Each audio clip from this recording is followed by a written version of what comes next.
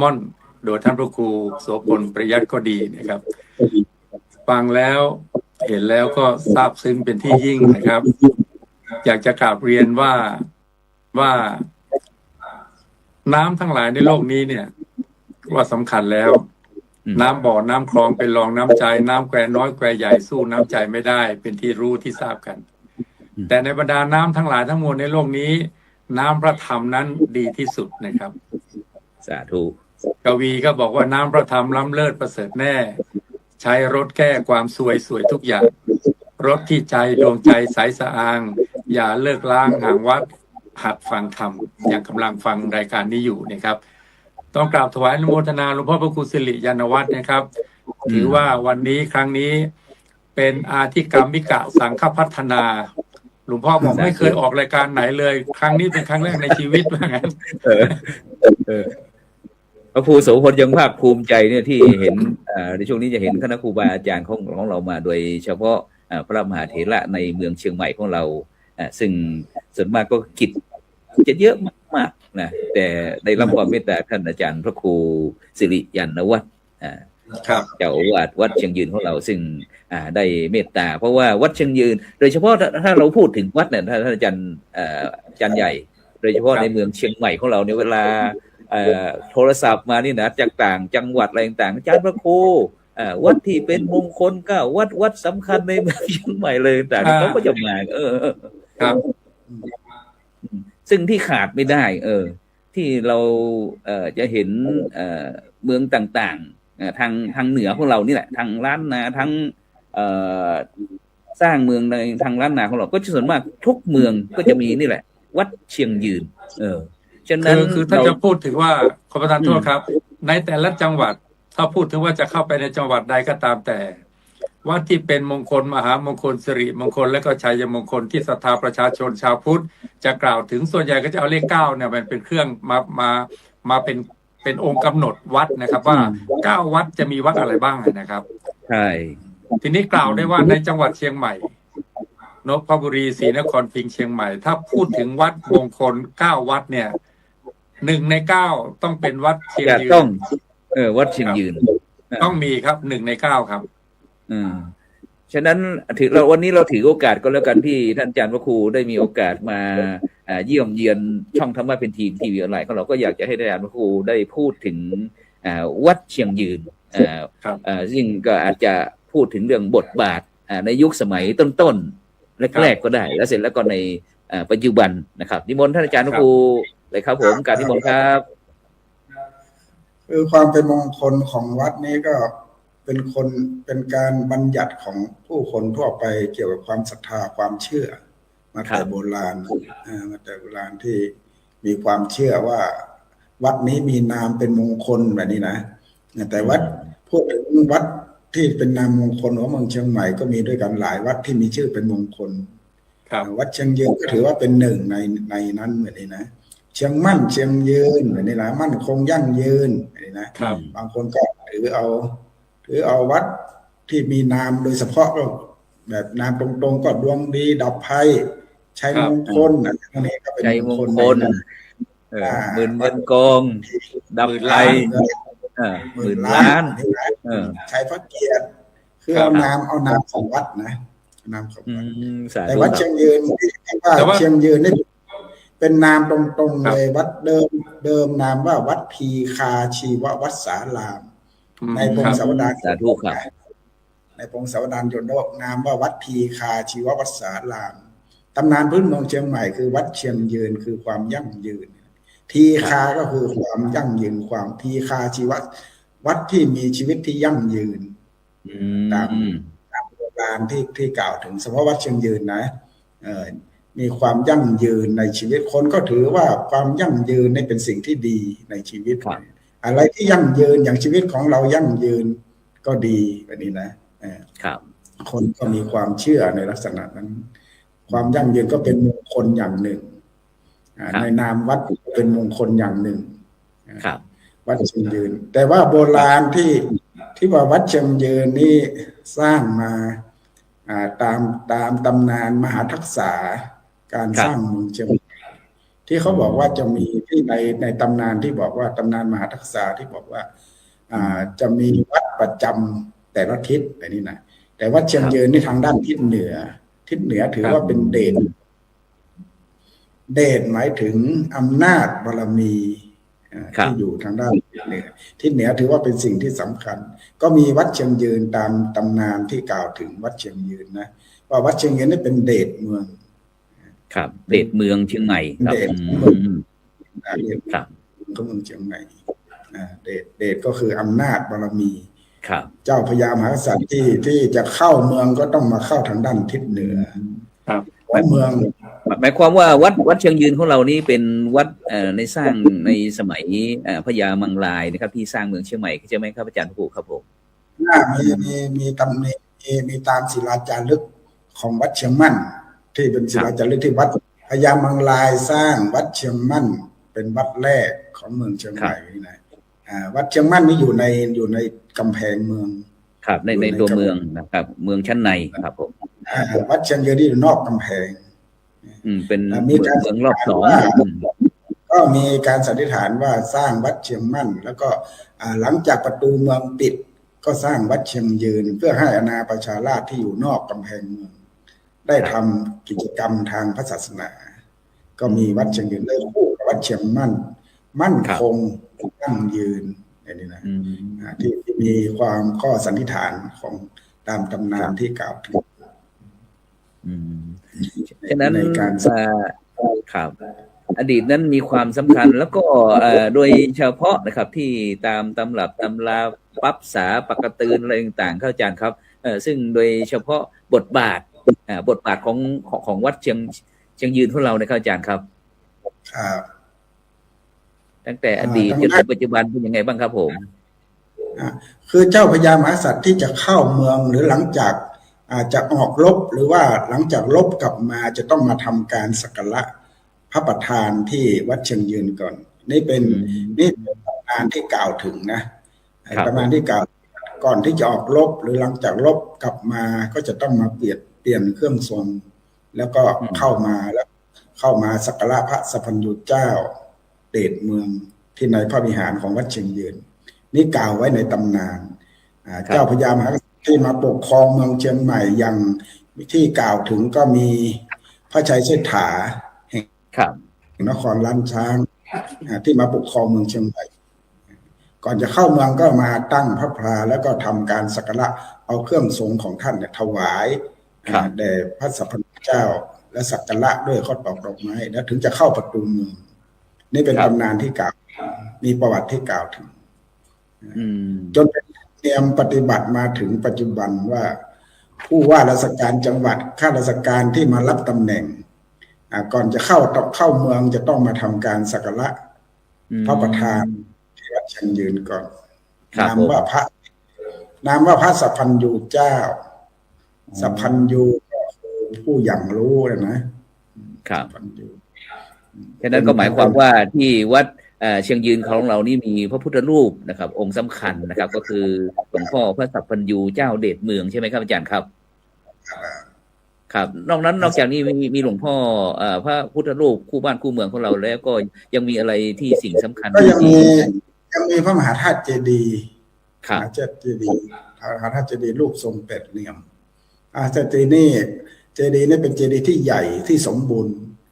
ถ้าเราเทียบดูว่าฐานของเจดีย์นี่จะเทียบว่าใหญ่นี่ไม่รองจากวัดเจดีย์หลวงก็จะว่าได้แต่เจดีย์หลวงไม่สมบูรณ์แต่วัดเชียงยืนนี่ยังสมบูรณ์อยู่เจดีย์นะถือว่าองค์ใหญ่นะฐานเจดีย์อะไรต่างๆก็ทำการทางวัดเพิ่งทำการบูรณะเมื่อปี42เพื่อถวายเป็นพระราชกุศลแด่พระบาทสมเด็จพระชนกาธิเบศรมหาราชรัชกาลที่9ทำการบูรณะพระมหาธาตุเจดีย์ถวายเป็นราชกุศล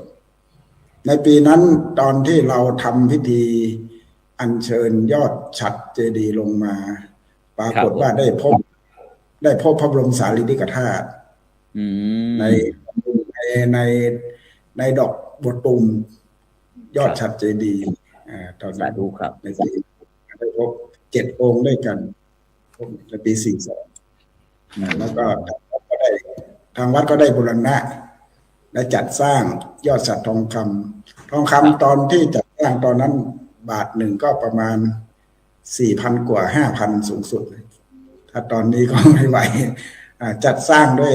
ทองคำ99 บาทครับทองคำตอนปี 42แล้วบรรจุพระบรมสารีริกธาตุแล้วอัญเชิญขึ้นประดิษฐานเชิญท่านองคมนตรีมาประกอบพิธีอัญเชิญขึ้นยอดฉัตรเจดีย์นี่เป็นส่วนหนึ่งของพระมหาธาตุเจดีย์ที่เราทำการบูรณะจน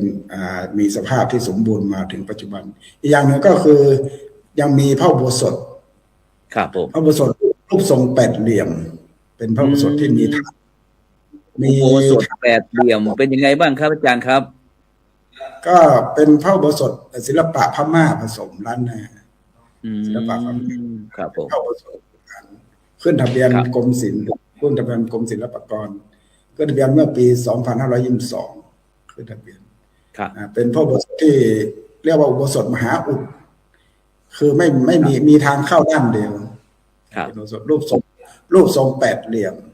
เหมือนกับพระมหาธาตุเจดีย์ก็รูปทรงแปดเหลี่ยมเหมือนกันแปดเหลี่ยมก็หมายถึงเดชอำนาจบารมี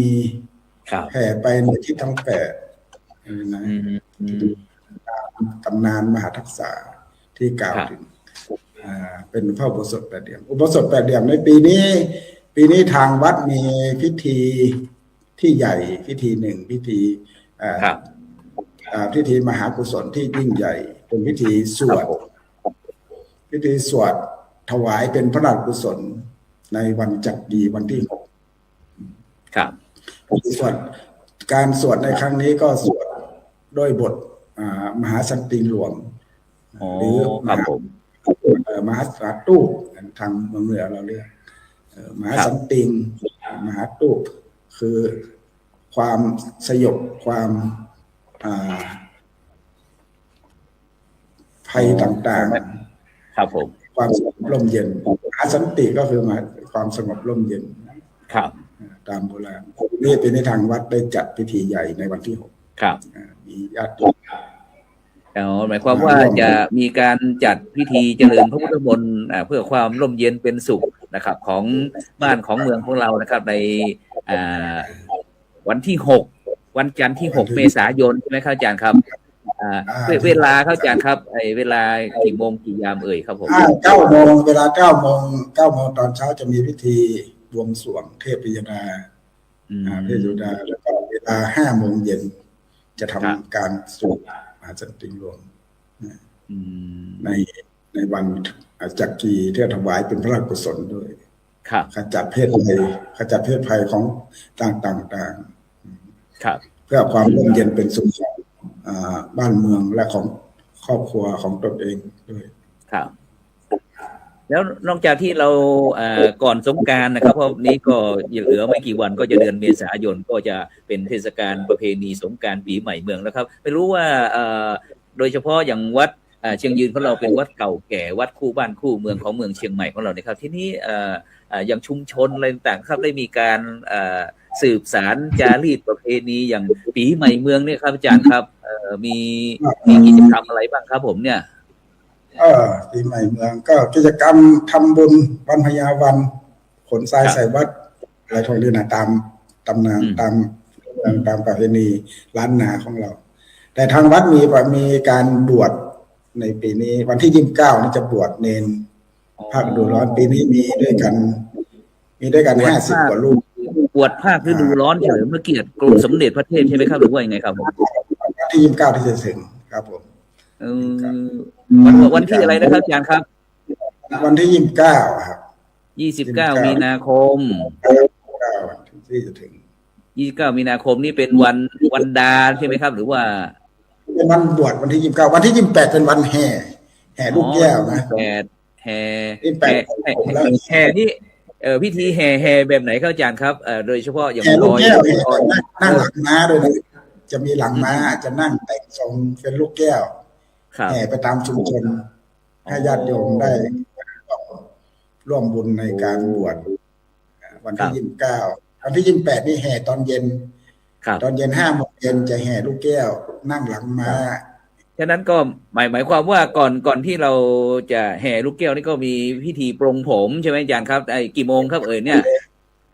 ผมได้เวลาบ่ายสามของวันที่โมงปรงผมเสร็จแล้วก็แห่ลูกแก้ว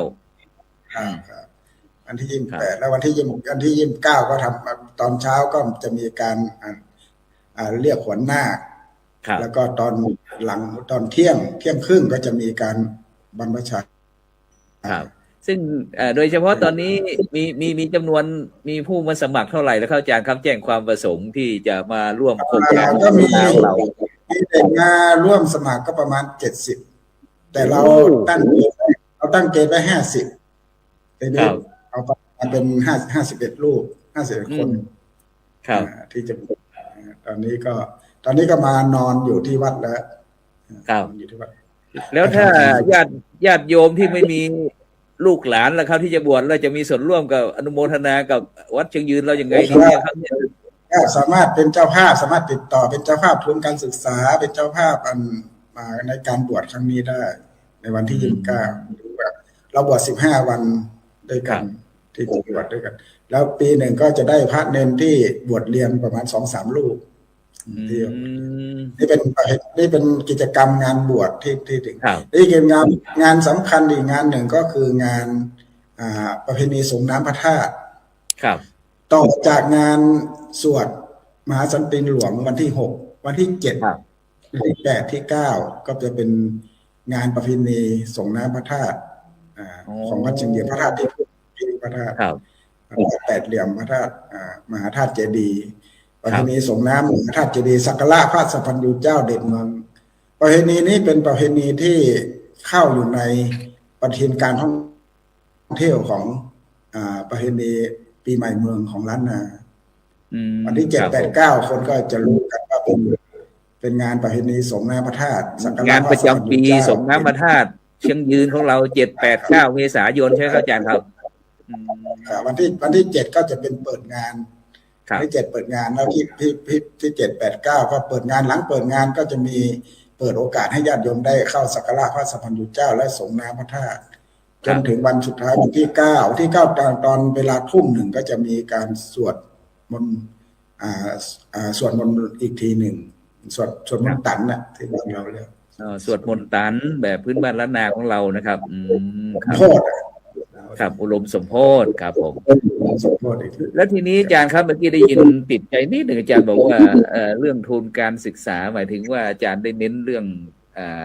ให้การศึกษาลูกพระลูกเนนใช่ไหมครับอาจารย์ครับในปัจจุบันเนี่ยบทบาทวัดเชียงยืนของเรานะครับโดยเฉพาะในการสนับสนุนเรื่องการศึกษาเพราะว่าที่โรงเรียนก็มีที่วัดก็เป็นโรงเรียนเทศบาลวัดเชียงยืนด้วยเป็นศูนย์พุทธศาสนาวันอาทิตย์ด้วยครับอาจารย์ใหญ่ครับอาจารย์ช่วยคุยให้ฟังหน่อยครับบทบาทของเราวัดของเราได้ไปสนับสนุนเรื่องการศึกษายังไงบ้างครับอาจารย์ครับก็ได้ฟังครับได้ฟังหลวงพ่อพระครูสิริพูดมาเนี่ยญาติโยมท่านผู้ฟังทางบ้านก็จะทราบบทบาทของพระแล้วนะโดยเฉพาะเน้นเรื่องขอประทานโทษที่จะกราบเรียนก็คือว่าเป็นการยืนยันว่าสถาบันสงฆ์ในปัจจุบันเนี้ยนะครับยังเป็นที่มั่นใจไว้ใจเชื่อใจสำหรับศรัทธาประชาชนนะครับอย่างวัดเชียงยืนเนี่ยรับสมัครสามเณรภาคฤดูร้อน50 คนแต่ว่ามาสมัครเป็นเกือบ100 คนอ่ะ70 กว่าครับและจำเป็นต้องคัดให้เหลือ51 คนเพราะว่าข้อจำกัดอะไรต่างๆมากมายประการที่1นี่สะท้อนให้เห็นถึงศรัทธาของชาวพุทธที่อ่านพระสงฆ์ออกบอกพระสงฆ์ได้เห็นพระสงฆ์ชัดแล้วก็พระสงฆ์ท่านก็ปฏิบัติดีปฏิบัติชอบให้ดูจนเป็นที่ไว้ใจเชื่อใจมั่นใจ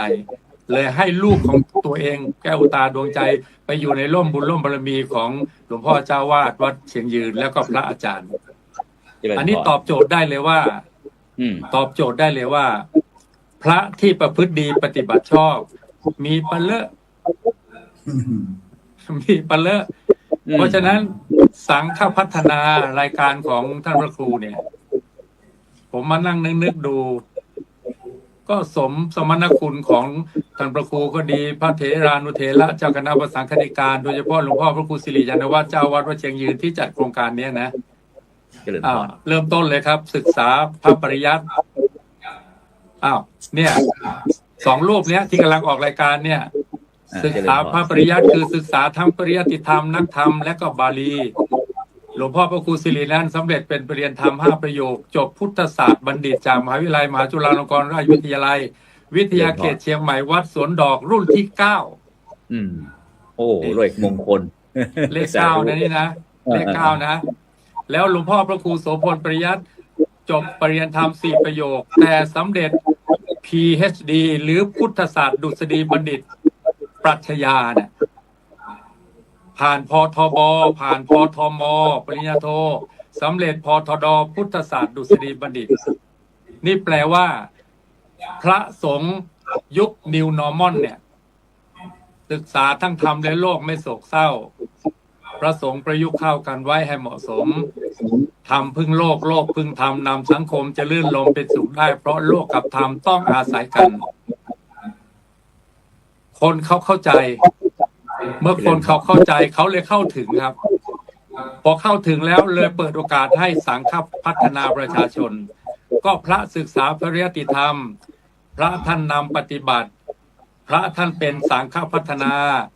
พระท่านอยู่ปรึกษากิจพระท่านอุทิศชีวิตเพื่อพระพุทธศาสนา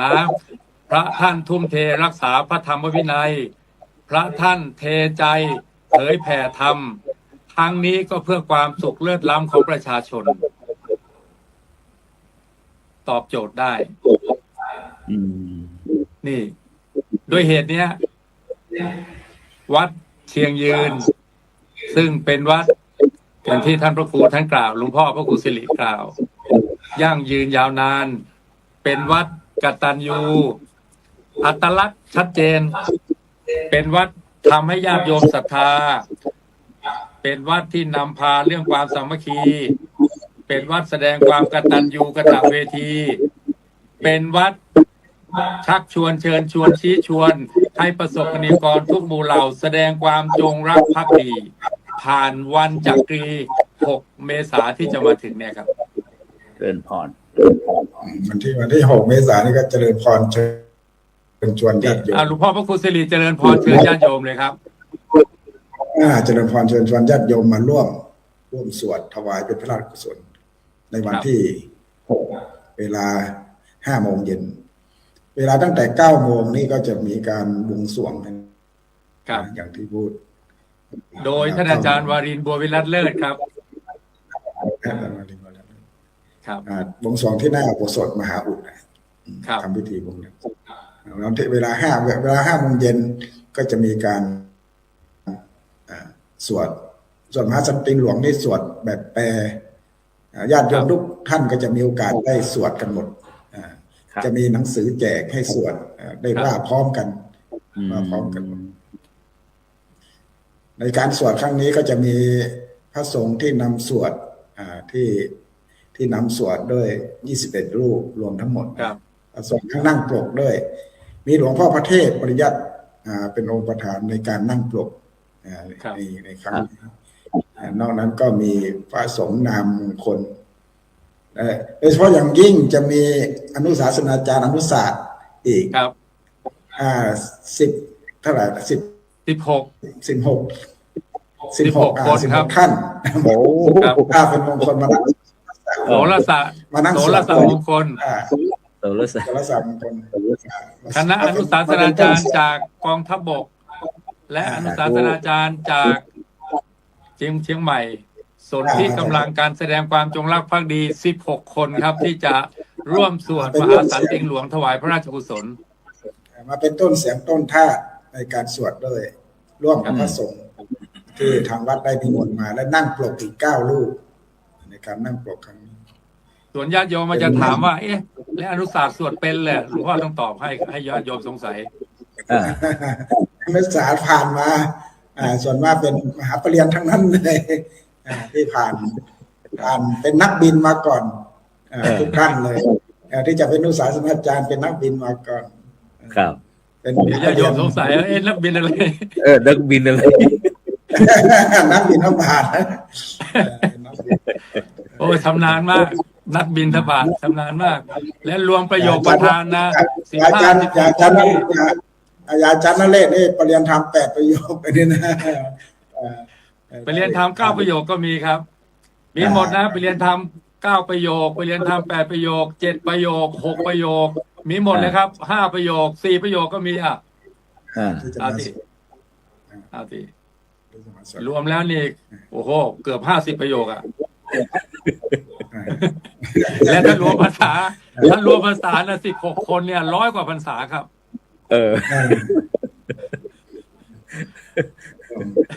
อย่างนั้นก็ขอเชิญชวนญาติโยมมีโอกาสได้เข้ามาร่วมสวดมนต์ถวายเป็นราชกุศลแล้วก็เพื่อเป็นสิริมงคลอย่างที่เพื่อเป็นความสงบร่มเย็นของบ้านเมืองของเราด้วยภัยสงครามต่างๆที่เราเห็นเพราะการบทสวด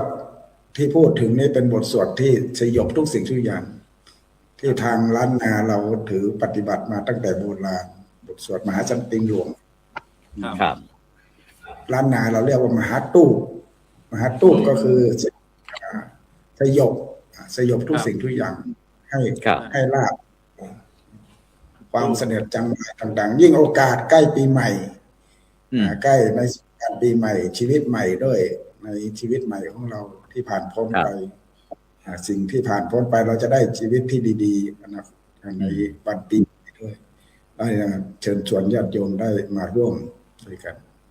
มหาอุดนี้ต้องอาจารย์นเรศอธิบายเกี่ยวกับคำพีมหาอุดอธิบายได้ชัดเจนกว่าสาธุครับเดี๋ยวหลวงพ่อเชิญชวนญาติโยมแล้วก็เดี๋ยวหลวงพ่อจะมีศาสนกิจที่ไปปฏิบัติเดี๋ยวจะมีศาสนกิจต้องออกก่อนนะต้องขอเจริญพรเชิญชวนและขอเจริญพรอาจารย์นเรศด้วยแล้วก็ท่านพระครูโสมพลที่ให้โอกาสขอเมตตาหลวงพ่อผู้ศีลปานพรให้กับท่านผู้ฟังท่านผู้ชมอยู่ในขณะนี้ด้วยครับขออนุโมทนาต่อญาติโยมทุกท่านทุกคนและขอกราบคารวะท่านครูบาอาจารย์ที่รับชมในโอกาสในวันนี้และขอเจริญพรญาติโยมทุกท่านทุกคนด้วยความสุขความเจริญและในการติดตามรายการนี้ต่อไปขอความสุขความเจริญจงบังเกิดมีแด่ญาติโยมทุกท่านทุกคนขอเจริญพรสาธุครับในนามของห้องธรรมะเป็นทีมนะครับก็พร้อมทั้งบรรดาท่านผู้ฟังท่านผู้ชมครับกราบขอบพระคุณครับอาจารย์พระครูสิริยานวัฒน์ครับหลวงพ่อเจ้าอาวาสวัดเชียงยืนเดชเมืองเชียงใหม่นะครับสิ่งวันนี้ได้เมตตามาประชาสัมพันธ์เกี่ยวกับกิจกรรมเรื่องบทบาทของวัดเชียงยืนของเราแล้วก็กิจกรรมที่สำคัญต่างๆครับอย่างนั้นก็อย่าลืมนะครับตั้งแต่7-8-9ก่อนที่ถึง7-8-9ก็วันที่6ก่อนวันที่6ก็จะมีพิธีเจริญพุทธมนต์มหาสติงหลวงนะหรือว่าอุปาตสันตินะเพื่อที่จะถวายเนื่องในวันจักรีนะประจำปี2569ซึ่งก็เดี๋ยวอีกสักครู่เราก็จะได้เจริญพรอาจารย์ใหญ่ได้พูดประชาสัมพันธ์ฉะนั้นก็หวังว่าในโอกาสต่อไปก็คงจะได้รับความเมตตาจากท่านอาจารย์พระครูสิริยานวัฒน์ด้วยดีตลอดไปนะครับกราบขอบคุณครับผม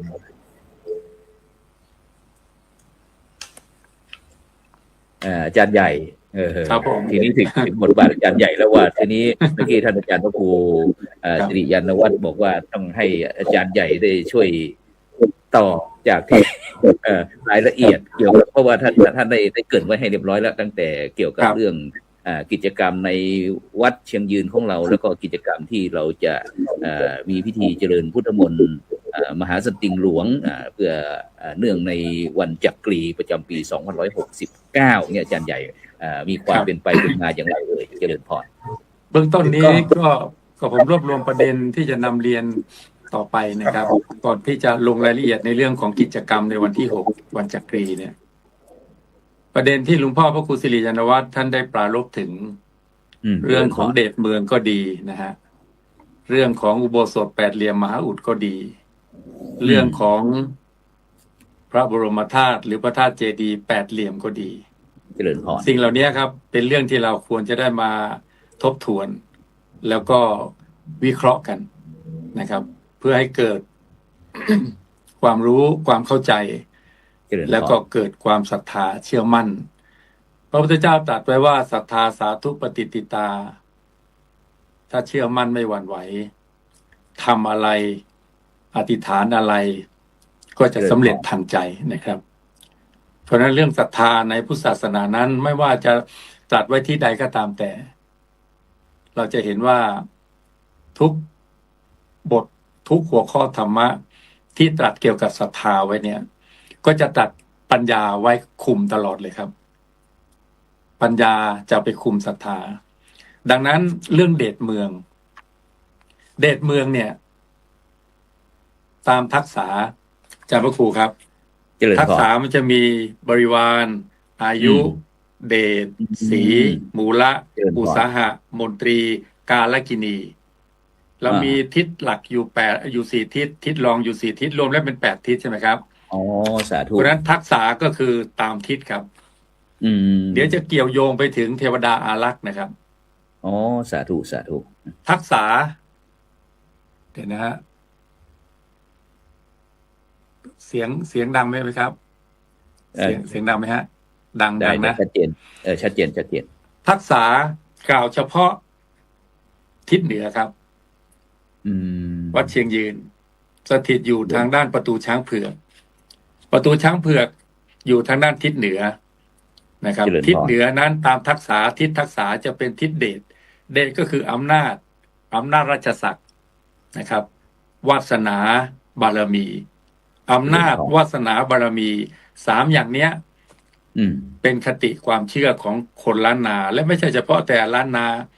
นะครับทุกภาคในประเทศไทยก็จะเชื่อว่าคนเราจะมีเดชคือมีอำนาจอยู่ที่วาสนาอยู่ที่การสร้างบารมีเจริญพรดังนั้นประตูช้างเผือกประตูเดชเมืองเชียงใหม่จึงมีคติความเชื่อว่านะครับถ้าจะมารั้งเมืองเชียงใหม่มาปกครองเมืองเชียงใหม่มานั่งเป็นพ่อเมืองเชียงใหม่ที่เจ้าปกครองนครเชียงใหม่ถ้าจะเข้ามาในเมืองกลางเวียงเนี่ยก็จะต้องเข้ามาทางด้านประตูเดชเมืองนะครับสาธุโดยที่สุดคติความเชื่อนี้มาถึงยุคปัจจุบันเราจะเห็นนะครับชัดเจนมากเลยวันที่26 มกราคมเมื่อปีที่แล้ว2568เจริญพรนะครับพระบาทสมเด็จพระเจ้าอยู่หัวรัชกาลปัจจุบันสมเด็จพระนางเจ้าพระบรมราชินีเสด็จพระราชดำเนินมาในพิธีบายสีทูลพระขวัญนะครับณลานพระบรมราชานุสาวรีย์3 กษัตริย์ใช่ไหมครับเจริญพรทั้ง2พระองค์ก็เสด็จพระดำเนินผ่านประตูช้างเผือกครับเจริญพรเข้าสู่เวียงเชียงใหม่ชั้นในซึ่งถือว่าเป็นประวัติศาสตร์ครั้งสำคัญอย่างยิ่งของนพบุรีศรีนครพิงค์เชียงใหม่ในปัจจุบันนะครับเจริญพรซึ่งการเสด็จมาในครั้งนั้นก็ปรารภโอกาสพระราชพิธีมหามงคลเฉลิมพระชนมพรรษา6 รอบ28 กรกฎาคมปีพุทธศักราช2567นะครับได้ทูลเชิญเสด็จโดยมูลนิธินวราชดำริอนุรักษ์ฝ่ายเหนือและเจ้านายฝ่ายเหนือในวันดังกล่าวนั้นพี่น้องประชาชนประสบนิกรชาวเชียงใหม่จำนวนมากเฝ้ารับเสด็จอย่างเนืองแน่นแล้วก็เปล่งเสียงทรงพระเจริญอย่างกึกก้องตลอดเส้นทางเสด็จนะครับใช่แต่เท่านั้นครับเกี่ยวกับประตูช้างเผือกเดชเมืองเชียงใหม่เจริญพรสมเด็จพระนิธิธิราชเจ้ากรมสมเด็จพระเทพรัตนราชสุดาสยามบรมราชกุมารีก็เสด็จผ่านประตูช้างเผือกครับในโอกาสที่เสด็จไปทรงสักการะพระอัฏฐารถและทรงร่วมพิธีทูลพระขวัญณวัดเจดีย์หลวงที่ผ่านมาในเวลาใกล้ที่ผ่านมานี่แหละสะท้อนให้เห็นว่าสถาบันพระมหากษัตริย์ก็ยังทรงพระราชทานความสำคัญให้กับประตูช้างเผือกเจริญพรเห็นไหมฮะเพราะฉะนั้นนี่แหละครับเดชเมืองเชียงใหม่วัดเชียงยืนมหามงคลนามชื่อของวัดก็เป็นมหามงคลนามอายุยั่งยืนยาวนานทีฆชีววัดสารามเนี่ยครับเป็นวัดที่พระเจ้าพญามังรายได้ทรงสร้าง นะครับ อันนี้เกี่ยวกับเรื่องของเดชเมืองนะครับ เดชเมือง อำนาจวาสนาบารมี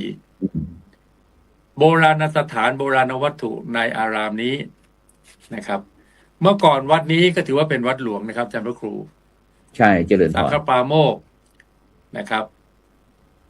พระอภัยสารทะใช่ไหมครับ วัดฝายหิน เจริญพ นะ ร ครับจำพรรษาอยู่ที่วัดเชียงยืนเนี่ย เป็นปฐมสังฆารามของปฐมสังฆนายก สังฆนายก ในสังฆมณฑลสงฆ์ล้านนา เจริ ก็ ญ ถือว่านับเนื่องในอารามหลวงเป็นวัดหลวงด้วยนะครับท่านพระครูครับในส่วนของเสียงของผมไม่ได้ยินเดี๋ยวนะฮะ ชัดเจนนะปิดเสียงไว้หรือเปล่า ชัด ครับ เจนอาจารย์ใหญ่ชัดเจน ไม่เป็นไรกราบเรียนต่อไปว่า โบราณสถานโบราณวัตถุในวัดเชียงยืนนั้น อาทิพญามังรายได้ทรงสร้างพระสัพพัญญูเจ้าเดชเมืองเชียงใหม่ ประดิษฐานอยู่ในวิหารหลวงของวัดเชียงยืน เจริ พ ญ ระ พ สัพ ร พัญญูเป็นพระพุทธรูปศักดิ์สิทธิ์นะครับ ซึ่งจะเกี่ยวข้องกับเทพเทวามหาเทวาเสด็จมาปกปักรักษาพระพุทธรูปศักดิ์สิทธิ์สำคัญในพุทธศาสนา ซึ่งก็จะเกี่ยวโยงไปถึงการถวายราชสักการะบูชาบวงสรวงปวงมหาเทพมหาพรหมพระสัพพัญญูเจ้าเดชเมือง มีพระมหาธาตุเจดีย์หรือพระบรมธาตุเจดีย์8 เหลี่ยมกล่าวกันว่านักปราชญ์เมธีราชบัณฑิตกล่าวกันว่าเจดีย์ในประเทศไทยเนี่ยสะท้อนให้เห็นถึงเช่นว่าธาตุเจดีย์ใช่ไหมครับเจดีย์ที่บรรจุพระบรมสารีริกธาตุใช่ไหมฮะเจดีย์จะมีความสำคัญมากน้อยแค่ไหนดูที่3 อย่างนะครับอย่างที่1ประการแรกเลยคือสูงเจดีย์ยิ่งสูงเท่าไหร่ความขลังความศักดิ์สิทธิ์ความยิ่งใหญ่ย่อมมีมากเท่านั้นสูงนะเจริญพรประการที่2ใหญ่เจดีย์ใหญ่มากเท่าใดศักดิ์สิทธิ์มากเท่านั้นสำคัญมากเท่านั้นประการที่3ต้องมีของดีบรรจุอยู่ภายในของดีที่ว่านี้ก็คือพระบรมสารีริกธาตุดังนั้นเจดีย์ทุกองค์ในประเทศไทยไม่ว่าจะอยู่สถิตที่ใดยกตัวอย่างเช่นพระบรมธาตุเจดีย์ไม่ว่าจะเป็นวัดพระธาตุโดยสุเทพพระปฐมเจดีย์โดยที่สุดเนี่ยครับกล่าวกันวัดเชียงยืนเนี่ยมีพระบรมธาตุเจดีย์สูงใหญ่มีพระบรมสารีริกธาตุบรรจุอยู่ภายในและ8 เหลี่ยมมักมีองค์8นะครับก็ถือว่าเป็นเจดีย์ที่เทพเทวาสถิตปกปักรักษาอยู่เจริญพรนอกจากนี้ยังมีโบสถ์หรืออุโบสถถ้าวัดหลวงก็เรียกว่าพระอุโบสถพระวิหารแต่ว่าวัดเชียงยืนในปัจจุบันนี้ยังไม่ได้เป็นพระอารามหลวงก็จึงต้องเรียกว่าอุโบสถหรือโบสถ์8 เหลี่ยมเมื่อสักครู่นี้ท่านพระครูบอกว่า8 ทิศนะครับเราตีความได้ก็หมายถึงมักมีองค์8ก็ได้8 ทิศก็ได้นะครับ8 เหลี่ยมมีประตูเดียวคือประตูหน้าประตูหลังปิด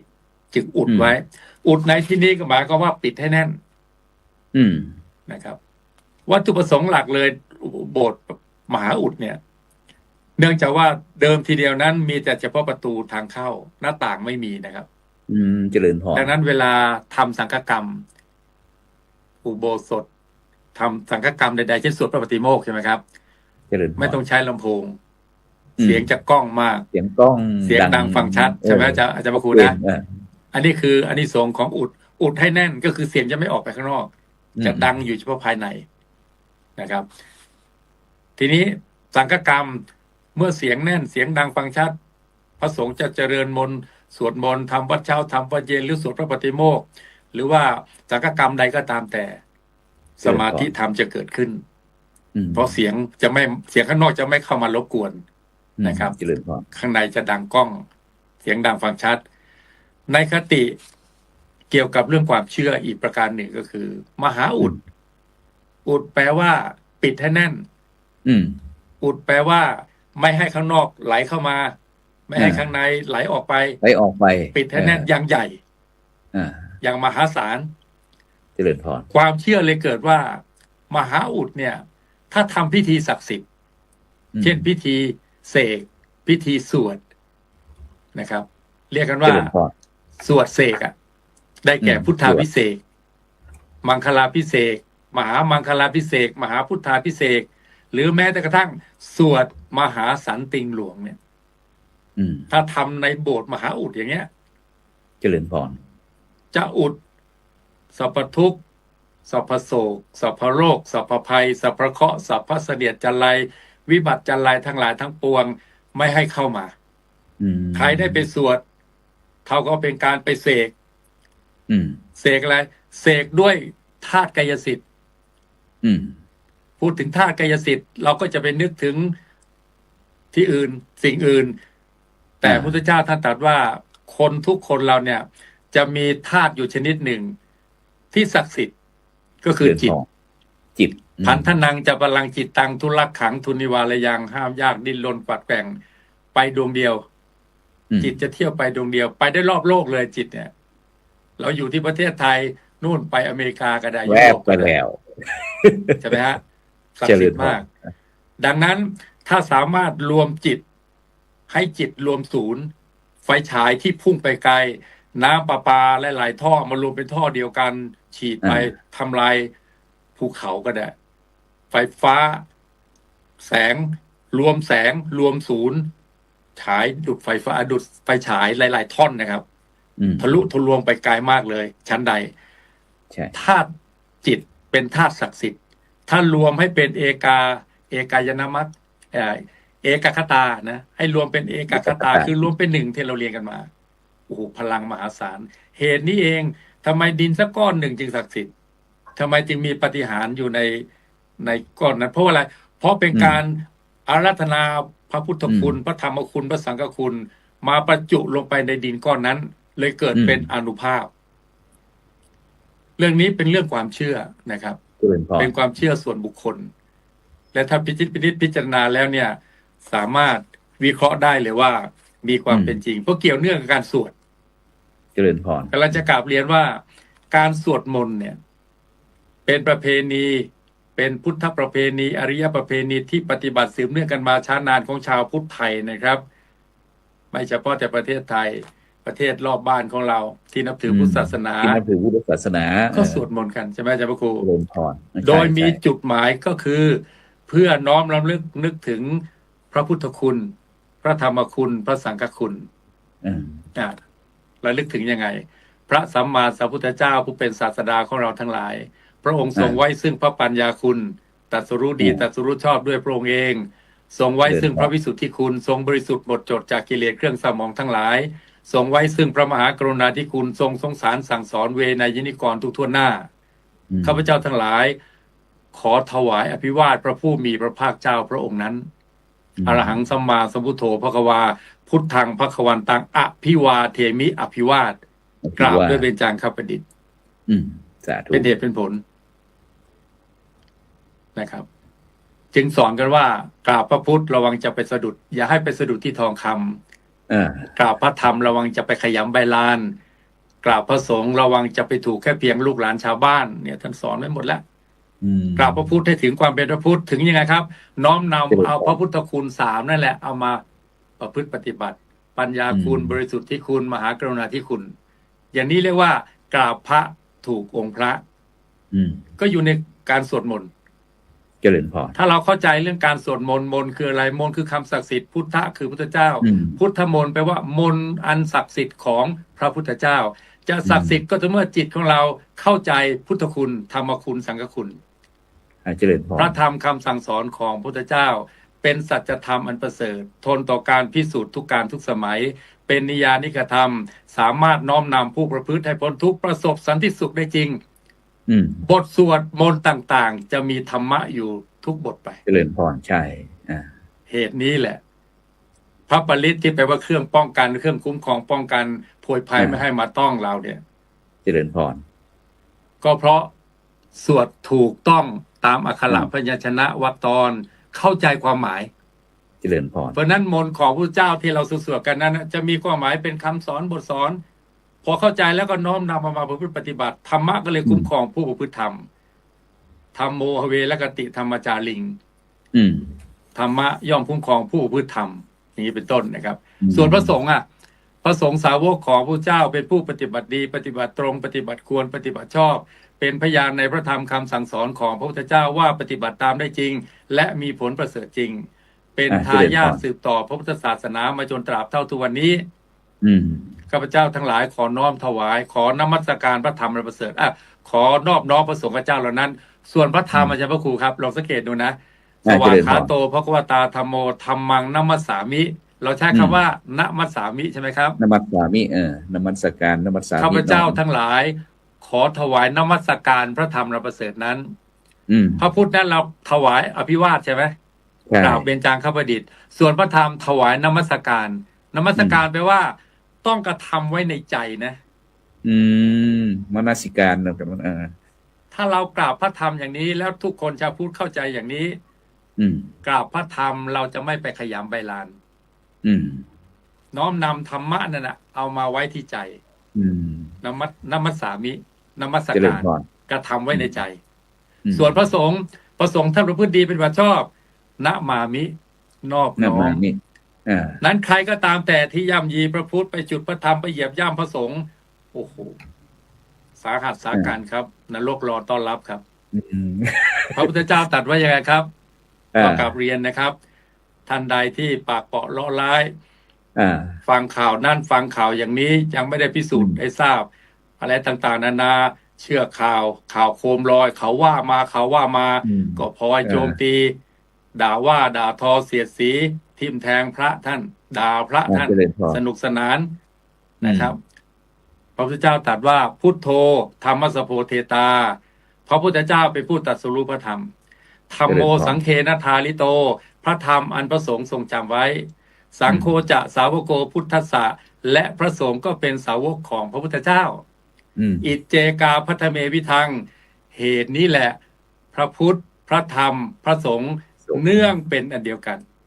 หมายก็ว่าวันนี้ถ้าใครด่าท่านพระครูโสพลเท่ากับด่าพุทธเจ้าด่าพระธรรมถึงกันครับฉะนั้นอาจารย์ใหญ่เราอย่าไปย่ำยีพระพุทธอย่าไปจุดพระธรรมอย่าไปเหยียบย่ำพระสงฆ์กรรมอาจารย์ใหญ่ได้ยินพระครูไหมท่านประพฤติทุศีลท่านก็รับกรรมของท่านไปแล้วท่านอยู่ไม่ได้หรอกมีทุกข์มีโทษเราไม่ต้องไปกล่าวถึงเอาเป็นว่าการสวดมนต์มีอานิสงส์จริงๆมากมายมหาสันติงหลวงที่จะสวดกันในวันที่6เวลา17 นาฬิกา 5 โมงเย็นสวดเป็นภาษาไทยนะครับในคัมภีร์กล่าวไว้ชัดเจนพระพุทธเจ้าตรัสไว้นะครับพระปริตรมีอานุภาพจะส่งผลให้กับผู้ที่สาธยายหรือสวดมีองค์คุณ3ประการที่1สวดถูกต้องถูกอักขระพยัญชนะในวันที่6จะสวดมหาสันติงหลวงสวดเป็นภาษาไทยครับ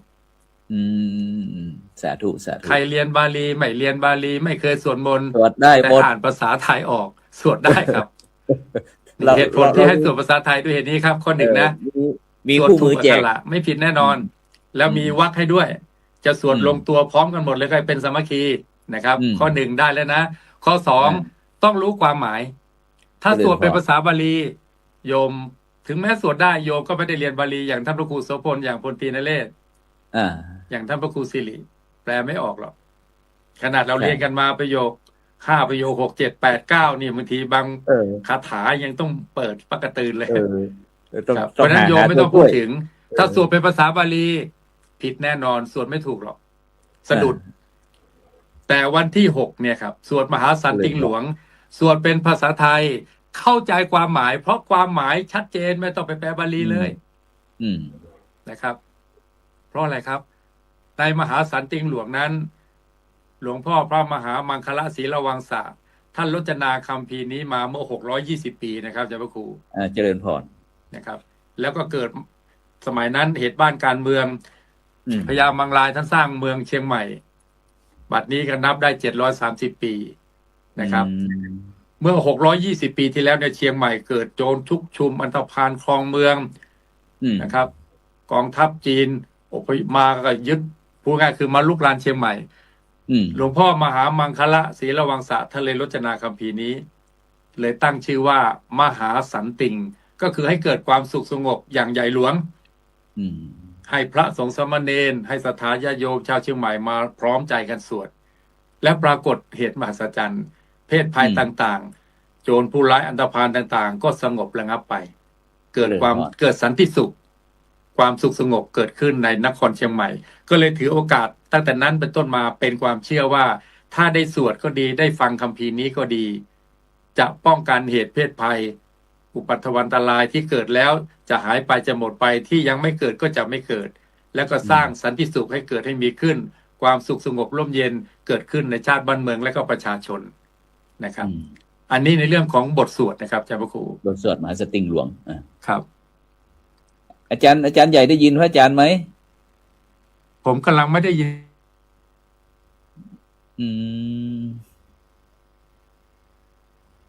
เปิดไมค์นิดหนึ่ง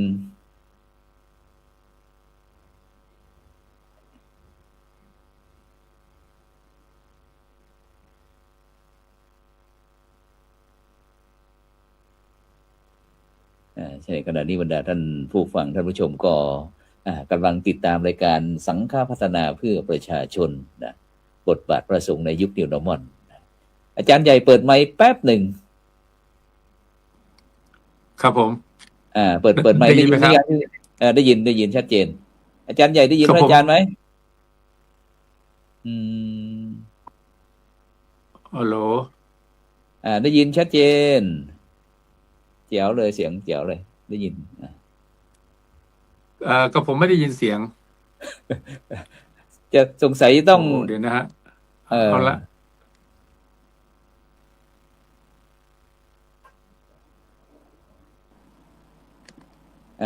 ได้ยินไหมชัดเจนไหมได้ยินไหมตอนนี้ได้ยินไหมยังไม่ได้ยิน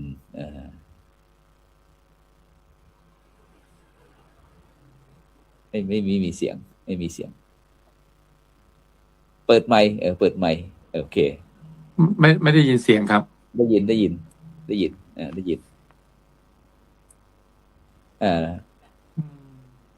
น่าจะติดขัดข้องเทคนิคอะไรจัง accident ตอนนี้เวลาหมดสาธุวันนี้ก็ต้องขอบคุณนะอนุโมทนากับพลตรีนเรศจิตลักษณ์นะซึ่งวันนี้ได้รับความเมตตาทั้งท่านอาจารย์พระครูสิริยานวัฒน์หลวงพ่อเจ้าอาวาสวัดเชียงยืนเดชเมืองตำบลศรีภูมิอำเภอเมืองเชียงใหม่จังหวัดเชียงใหม่ของเราพร้อมทั้งท่านอาจารย์ใหญ่พลตรีนเรศจิตลักษณ์อดีตอนุศาสนาจารย์ทหารบกนะที่ได้มาร่วมด้วยช่วยกันในการที่มาช่วยประชาสัมพันธ์เกี่ยวกับเรื่องงานพิธีเจริญพระพุทธมนต์สวดมหาสันติงหลวงในวันจันทร์ที่6เมษายนพุทธศักราช2569นะเวลา 17 นาฬิกาที่วัดเชียงยืนนะฉะนั้นก็ในวันนี้ก็เวลาหมดเวลาเดี๋ยวก็มีโอกาสก็จะเจริญพรท่านอาจารย์ใหญ่พลตรีนเรศจิตลักษณ์นะได้มาร่วมรายการเราอีกครั้งหนึ่งสำหรับในค่ำคืนนี้ก็เวลาหมดเวลาจำเป็นที่ต้องนำรายการจากบรรดาท่านผู้ฟังไปก่อนหลับฝันดีมีเงินใช้ไร้โลคาพยาธิไม่เจ็บไม่จดรับรวยทุกคนสำหรับในค่ำคืนนี้เขากล่าวคำว่าสาธุกาเมมุสาสุราเม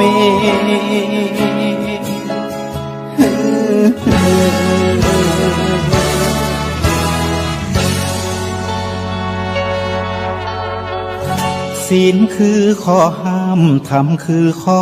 ให้พุทธองค์ตรัสไว้ชี้ทางใจให้ภาคเพียร